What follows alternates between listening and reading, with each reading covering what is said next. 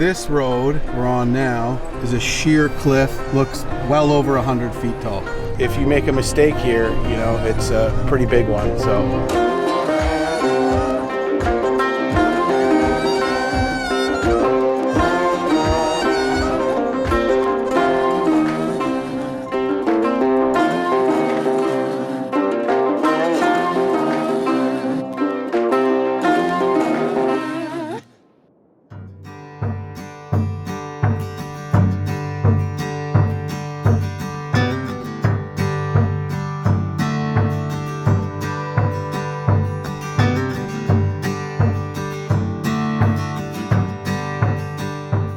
So it is day 10 of our overlanding adventure across Canada, and it's been amazing. Camped right on a clear water river that's rushing, a little bit of a rapid there, and the river actually winds back into a canyon, mountains in the background, and cold this morning. Woke up, it was quite chilly.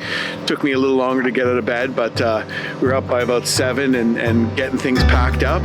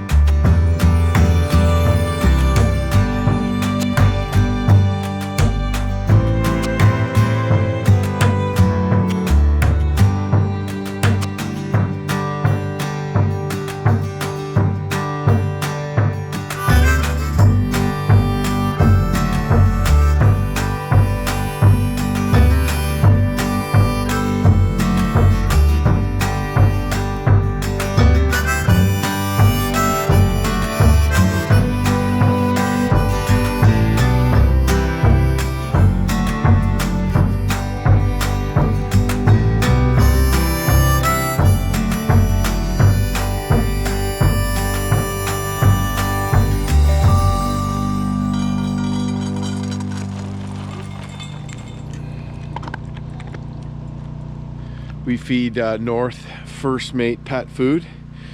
This one is Pacific salmon and ocean formula, and North really likes it. On trips where he's doing a lot more work, we feed him First Mate High Performance, which is meant for athletic dogs, like sled dogs and stuff like that. That's what I feed him. And oftentimes on trips like this too, I'll feed him High Performance just because it means we have to carry less weight. You get more bang for your buck in the kibble. But this time we're bringing the Pacific Ocean formula, which he loves. So yeah, First Mate pet food's definitely North's favorite.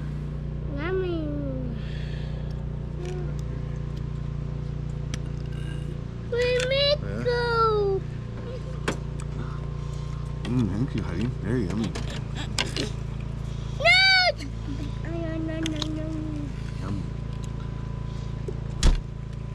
Well, ladies and germs, that is about it. Another morning at another beautiful campsite just outside of Dease Lake here in northern BC. The kids are in the truck and we are about to roll out of here and hit that Telegraph Creek road. There should be some beautiful views of the Grand Canyon of the Stikine. We're really looking forward to taking it all in. And with any luck, we should be camped near Telegraph Creek this evening. Yeah. This thing is good on gas, eh? We haven't even gone through a full tank yet since the whole trip. And then I bring this, if we do need to refill, this is a siphon, so I can just put this down there and then siphon it from here into the generator, and I don't need to unstrap these, which is a pain in the butt.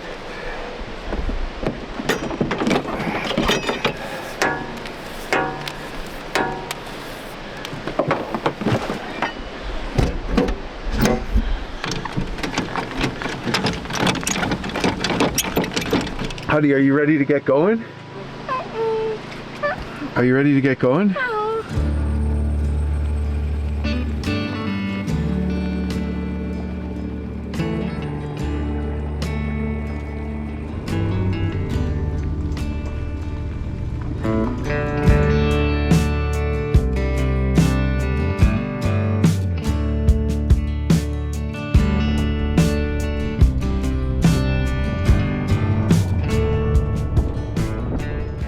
Telegraph Creek Road, round 2. Round 2, baby. Here we go. Feeling nice and fresh. It's about 11 a.m. Huddy's pissed. The rest of us are in good spirits. Yeah, maybe. Oh, we love you, Huddy. It's okay.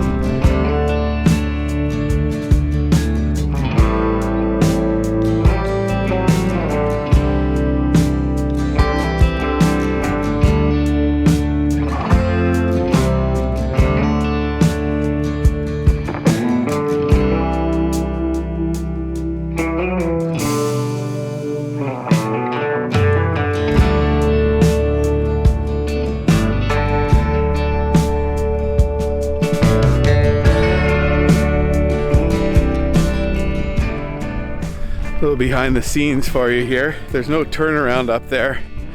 To get that shot, I'm gonna have to go for about a kilometer-long jog to get caught up to Tori. One of the things, having a trailer as awesome as it is, it just makes it harder to find a place to turn around. So I'm gonna have to walk all this way.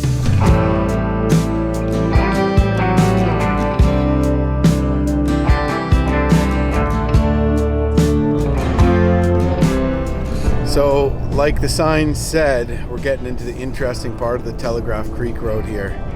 And yeah, mountains in the background with snow on them. Gonna be some really steep uphills and lots of exciting stuff. So, we're through the easy part.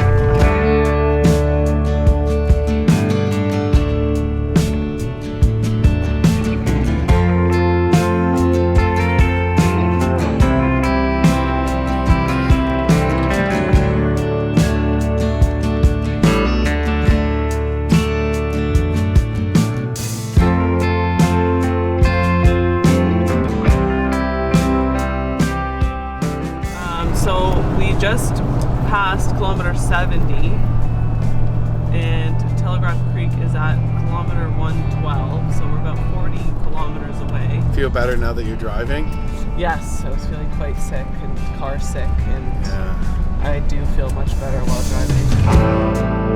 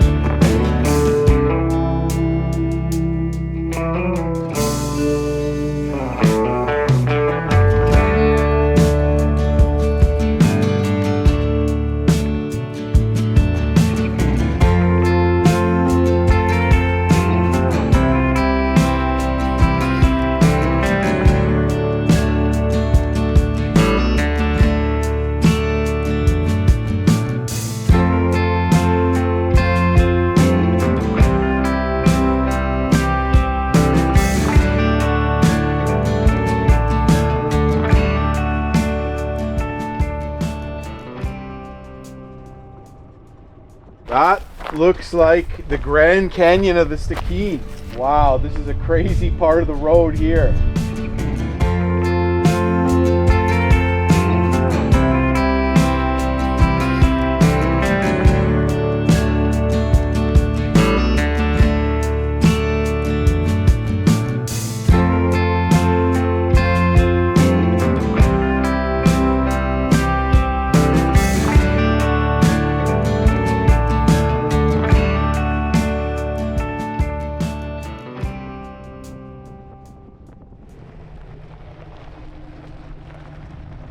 Well, we just pulled off at an epic little spot for lunch that overlooks the Grand Canyon of the Stikine. And this part of the Grand Canyon of the Stikine is actually the lower part. Upriver, it's much more inaccessible. The road doesn't go near it, and it's just like absolutely raging. It's a world-class whitewater run. Only a handful of expert whitewater kayakers at the top of their game have ever done it. The first descents of it were helicopter assisted, so not something we're doing with the family, and that's why we're starting the Stikine at Telegraph Creek. So we're actually paddling the lower Stikine River.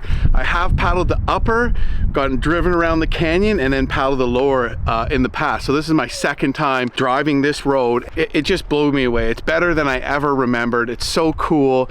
Definitely a little bit of fear going around those tight corners if you're not used to driving in the mountains, but wow, it's just been super, super beautiful. The black flies are very bad today. Surprising. It's September. I'm just using some Muskol Family and Kids. It's 10% DEET. Works great. I just try not to spray it on their face, obviously. I spray it on my hand and when I can catch him.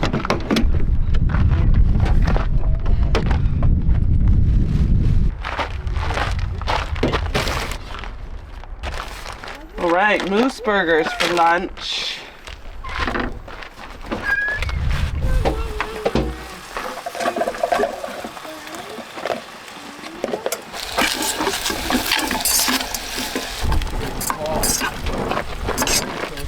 I can't believe how bad the black flies are.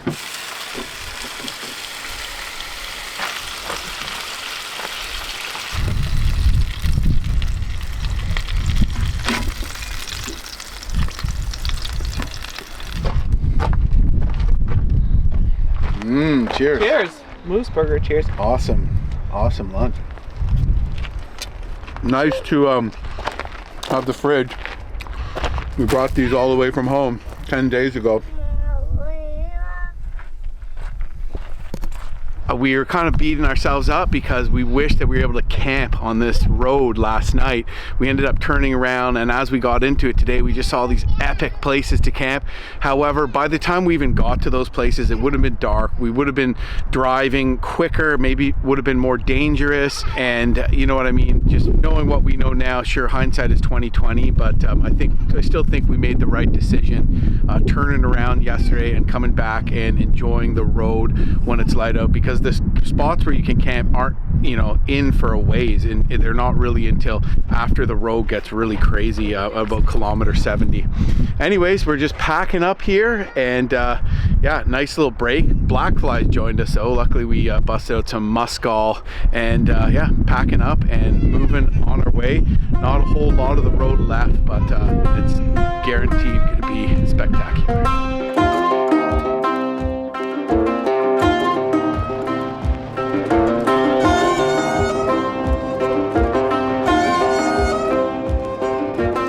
Wow, we're driving next to another cliff. Nice little pit stop for lunch. See some cabins here in the distance. Looks extremely beautiful and cool place to have a cabin, to say the least. But yeah, we are definitely not rushing.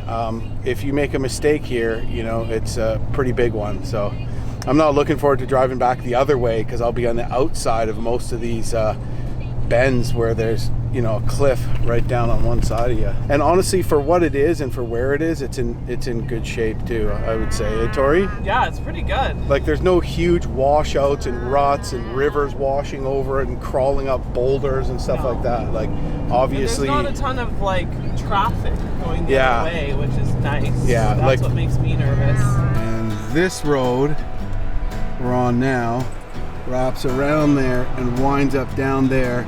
Right here is a sheer cliff, looks well over 100 feet tall.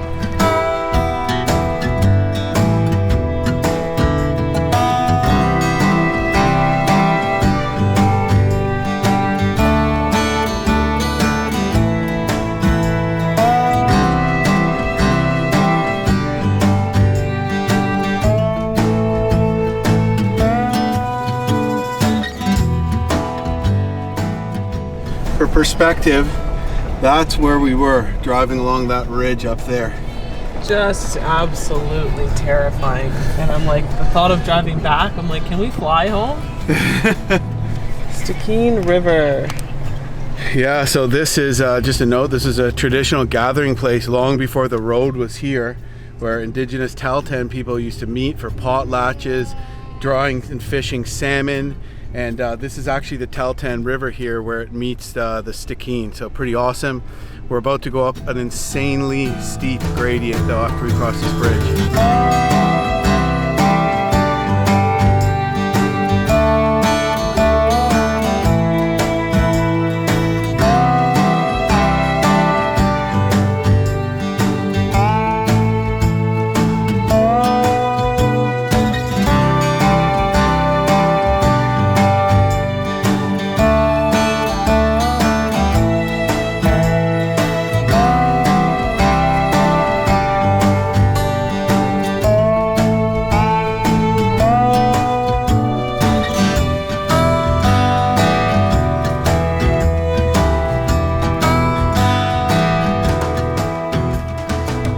Afraid of heights, Tori? Yeah, you didn't know that about me? I didn't know that about you. I'm terrified. Wow, Why do you think I'm freaking out?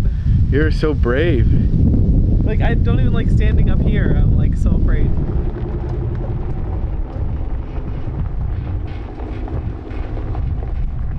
I'm driving again because Jim makes me nervous when he's driving. No, it's because I like to be in control for some reason, and I don't mind listening to stories when I'm driving, but and you know, I don't know, I'm gonna be driving. Listening to stories. Was I telling too many stories? Well, like Jim likes to talk. Jim has the gift of the gab, and so so when he's driving, he's talking, and I'm just wondering, how focused are you on the road while you're telling me these really detailed and intricate stories? Oh, it's okay. It's just a little bit of a drive-by on old Jim, but it's all good. I've been, cool as a cucumber out there. Maybe a little, right kind of nervousness. But Tori, I didn't really know this, but says she has more than an average fear when it comes to heights. So I'm really proud of her because, especially as a mom with her 2 kids here, her just tackling a road like this. If you're from around here, probably no big deal. But when you're not from the mountains and you're not used to driving roads with just sheer cliffs off the edge of them, it can be a little more scary. We passed the 105 kilometer marker, I don't know, a little while back. So, and Telegraph Creek is at 112. So, 5 kilometers left maybe.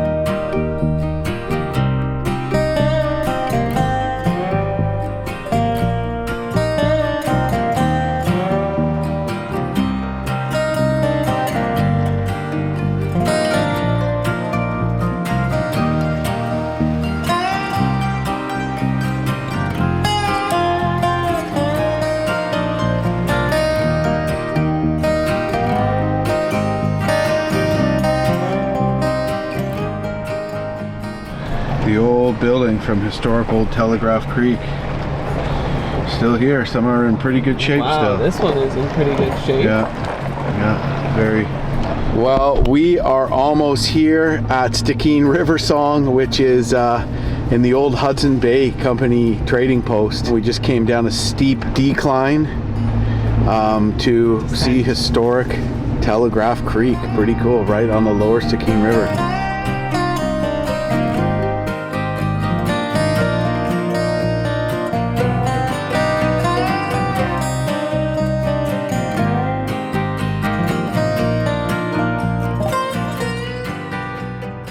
We are at Stikine River Song on the lower Stikine River in Telegraph Creek, 5,000 kilometers after leaving our house in Manitoba. We did it, honey! Yes!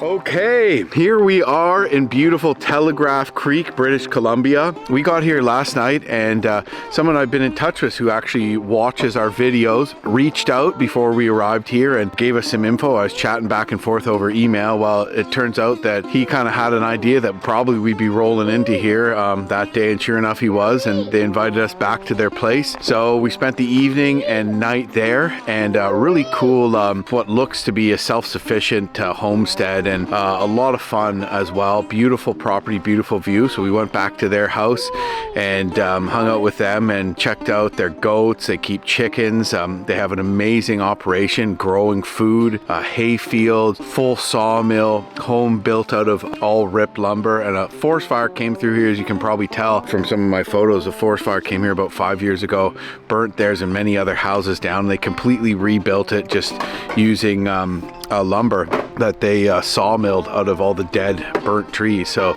pretty resilient and amazing people.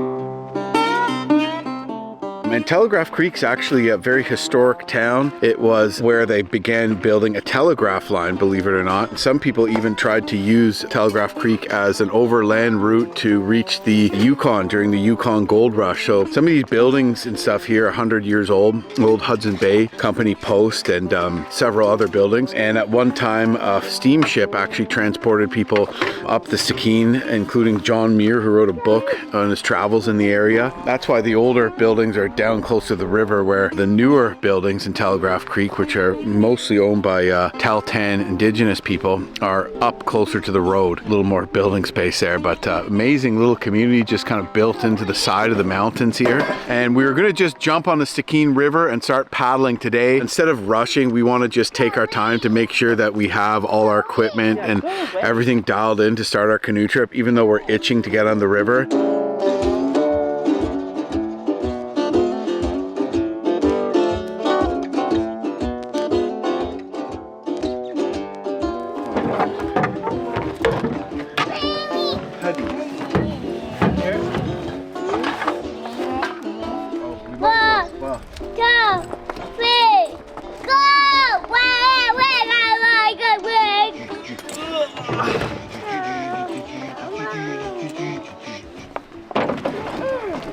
Is this all going to fit in the canoe, honey? Yeah. Well, there's also this. Oh my God. But yeah, this is all just like extra canoe packs, life jackets, maps, map cases, mess kit. That's Huddy's paddle. Oh, done. Oh, done. Huddy, please put that in the canoe. Wait, just this puppy. Come on.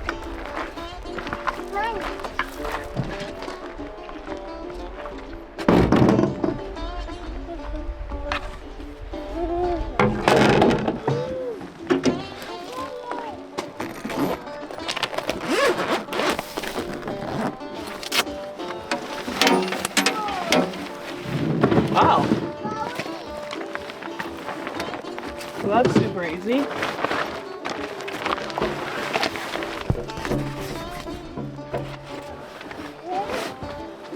Uh-oh, Huddy's in here with me. I know. Mommy's gonna take a shower. We're doing the morning.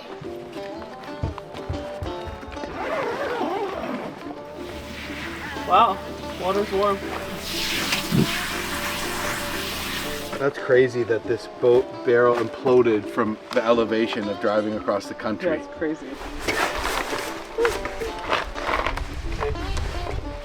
Okay, you can put it down.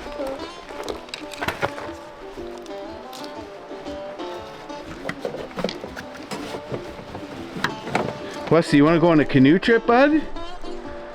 Hey? We are still getting loaded, and it's turning out to be more of a task than we thought it was, but Yeah, still got a few things to fit in here. This is an 18-foot Novacraft Prospector, and the Prospector canoe is a real beast. It can take a lot of weight, particularly an 18-footer, but do we have enough space for all the stuff we want to bring? For example, we want to bring a special backpack for Wesley to ride in when we go on hikes. You know, we need enough room for North, Wesley, Hudson, all of us to sit, all of our gear, etc., etc. One good thing is that there's no portaging on the lower Stikine River. I mean, there shouldn't be, which means that we don't need to have everything perfectly organized for us to pick up and carry to make the beginning and ends of the portage go faster, so we can kind of tuck things away. We can get away with that on this one, but we still need a little bit of leg room, and we want to make sure that the canoe floats high enough in the water. Again, that's not really the issue, isn't the weight, the issue is the space. So we're just kind of doing a dry run here and making sure everything can fit while we're up here on shore before we haul everything down to the river to pack up, to load the canoe and leave tomorrow morning. How wide are these bags? This can fit on its side though, this. Yeah. Yeah. Oh, that would be great. But this can fit beside it. Maybe, yeah. Oh, then something else can go right here. Yeah, oh nice. And then this can go here. Yeah.